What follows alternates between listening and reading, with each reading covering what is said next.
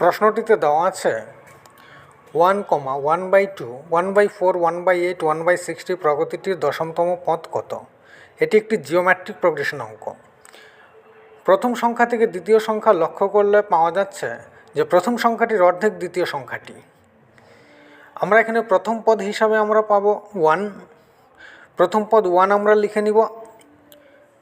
প্রথম পদ 1 লেখার পর আমরা দেখতে পাচ্ছি প্রথম সংখ্যাটির অর্ধেক পরের সংখ্যাটি, অর্থাৎ প্রত্যেকটি সংখ্যার মাঝখানে এখানে আধা, অর্থাৎ 1/2 আমরা পাচ্ছি। সাধারণ অনুপাত হিসেবে 1/2 আমরা ধরে নিব। পরবর্তীতে আমরা দেখছি জিওমেট্রিক প্রোগ্রেশন অঙ্ক, তাই আমরা এখানে ফর্মুলা প্রয়োগ করব।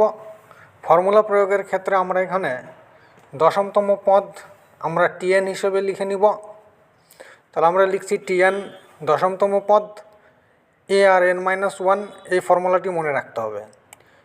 a এর মান আমরা tn যেমন আমরা দশমতম লিখলাম, ঠিক একইভাবে আমরা এখানে লিখে নিব a এর মান 1 পাবো প্রথম পদ হিসেবে, আর অর্থাৎ সাধারণ অনুপাত হিসেবে লিখব 1/2, আর পাওয়ারে রয়েছে এখানে n-1।